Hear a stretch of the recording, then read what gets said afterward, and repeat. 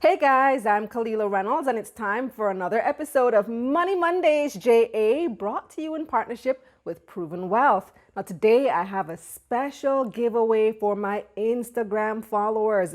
So, you have to be following me at Kalila Ray on Instagram and comment the answer there.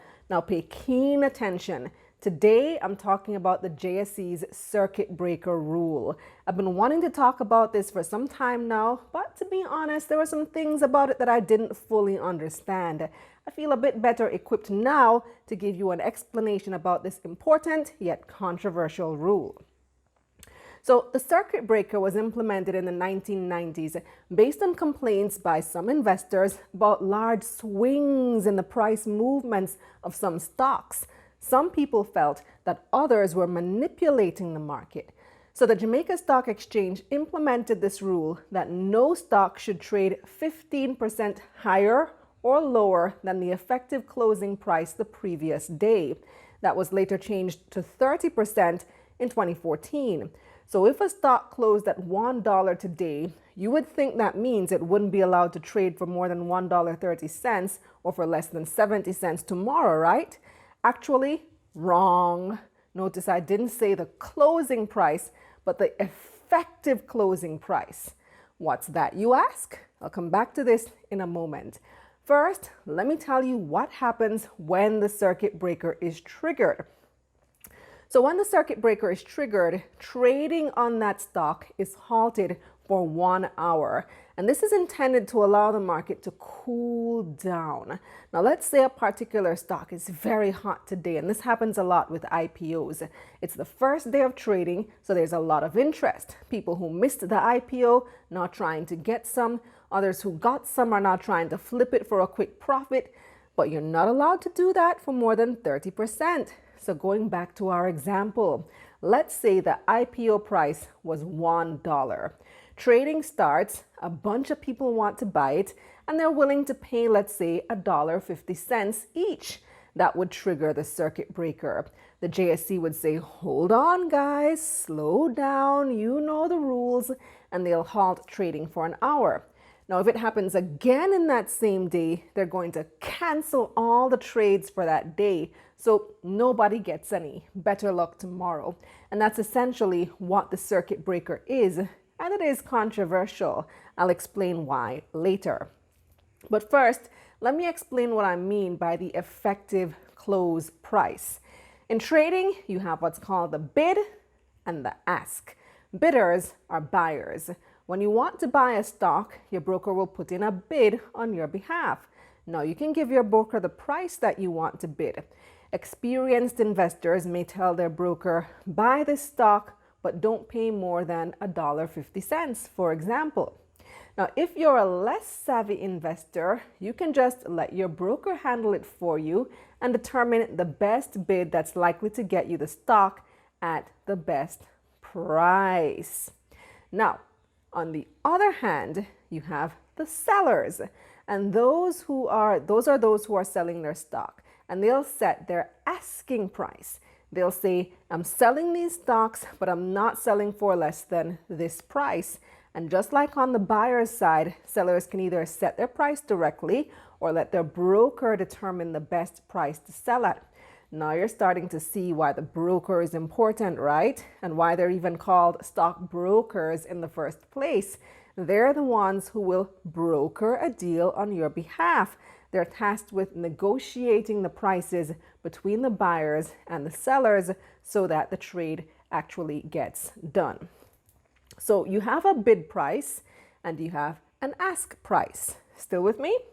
Now, the effective close price is determined whenever the closing bid is greater than the closing price, or whenever the closing ask is less than the closing price. So let's go back to our example. We were looking at a stock that closed at $1. And it closed at $1 because the circuit breaker was triggered. So all trades for that day were canceled. That means the price didn't change that day. It would have opened at $1 and closed at $1 because there was no trading. Now, even though $1 was the closing price, there were bids as high as $1.50 in our example. So $1.50 becomes the effective close price. And what this means is that the next day trading can actually start at $1.50 and you get another 30% based on this price. And 30% of $1.50 is $1.95. So on day 2 of trading, the stock that closed at $1 yesterday in our example can now sell as high as $1.95. So if you look and you see that a stock closed at $1 yesterday but sold at $1.95 today, and you're wondering how come the circuit breaker wasn't triggered, that's why. Now you're with me. See, it's not as straightforward as it seemed at first. Now, like I said in the beginning, this rule is controversial. It was implemented in an attempt to prevent market manipulation and prevent wide swings over a very short period of time. But some people have actually found ways around the rule. And we saw this happen with the recent Mailpac listing. And this example comes in pretty handy because Mailpac's IPO was $1, just like the example we've been using. So Mailpac listed at $1, and on day 1 of trading, there was a lot of interest in this stock. There still is actually. It's been the most traded stock for the past 2 weeks. Anyway, on day 1, the circuit breaker was triggered and all trades were canceled. On day 2, the circuit breaker was triggered again and all trades were canceled again. Mailpac didn't start officially trading until 3 days after it listed, and it did so at $2.31 based on that rule about the effective close price.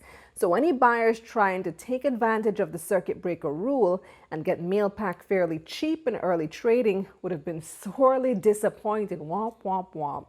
Because what happens is some brokers will intentionally put in bids that they know are higher than the 30% in order to trigger the circuit breaker and freeze trading. And they may continue to do this for as long as it takes for the price to get to a point where their sellers are finally comfortable. Now, some people feel this is manipulative and goes against the intention of the circuit breaker. And other people believe there should be no circuit breaker to begin with because they argue it impedes trading. Just let the market determine the prices freely each day. And there are several markets where this is actually the case, where there is no circuit breaker. So as you can see, there are pros and cons to having a circuit breaker. That's it for this episode of Money Mondays JA, brought to you by Proven Wealth. Follow me on Instagram at Kalila Ray and subscribe to my YouTube channel, youtube.com/Kalila Ray. I have a lot more giveaways on taking stock this evening. I'm giving away more than $65,000 in cash and prizes, and you have to watch the live premiere on YouTube at 7 p.m. to win. Coming up this evening on Taking Stock, CEO of Cygnus Capital, Beresford Gray, joins me on the couch as the company heads into another big year. And later in the program, the analysts give us their year in review and what they're eyeing for 2020. So make sure you set your reminders by clicking the bell on YouTube. Until then, I'm Kalila Reynolds. See you later.